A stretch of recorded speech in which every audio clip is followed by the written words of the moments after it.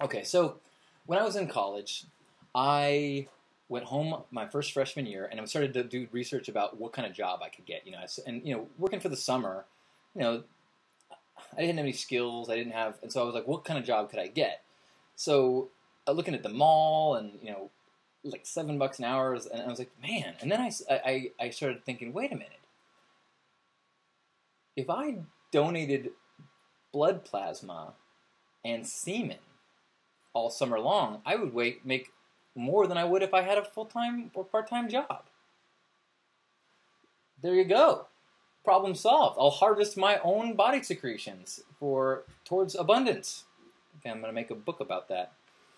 And so, my first step was figuring out where the sperm bank was. And so I call up, I hear the recording, and I go down, and, to be honest, I was expecting a bank, and it was not really a bank.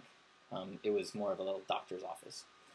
And I went in, and I signed the forms and stuff, and I was thinking, first I had to go through the whole, mental dilemma of, is there a moral issue with this? I'm basically, my genetic code is going to be released into the wind like a dandelion on a windy day. But then, I was a freshman in college. I was feeling pretty cocky, so I kind of thought,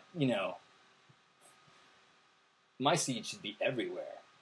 In fact, up until that time, I've been leaving semen on bathrooms, seats for years.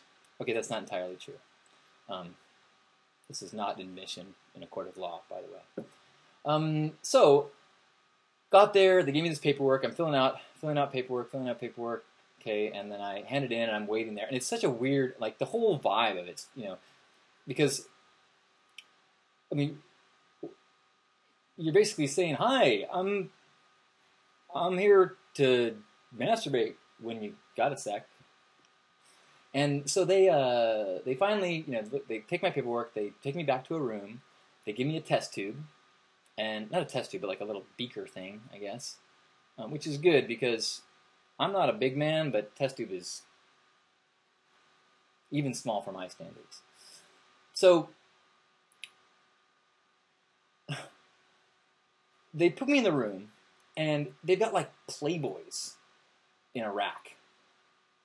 And I'm thinking, Playboy? If in a perfect scenario, if I was at home and comfortable and I could lock the door, Playboy still would be way too tame for me to be masturbating to. It would practically take one of those buxom nurses begging me for my sample. And so I thought about that for a while, and then pretty soon I was able to give him the sample. So I came, left the room, and that is one of the weirdest moments that I can remember in my life of walking out of the room towards the nurse with this warm beaker kind of going, I mean, look what I did, and so they take my sample and then bring me into the office area.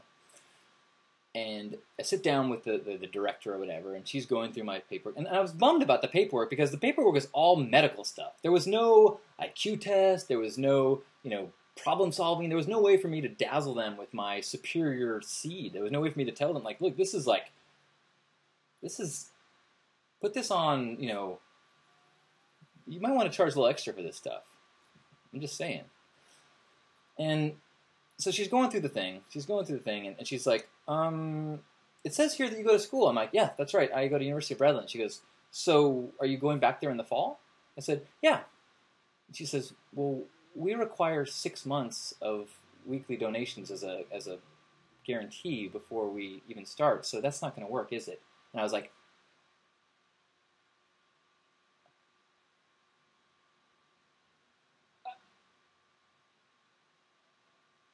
so I quite embarrassingly stood up, left the office, and walked into my car.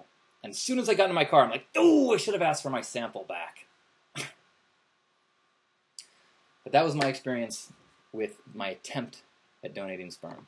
Everything beyond that has not been official. It's just been, like I said, sending my semen in the mail to people and strangers.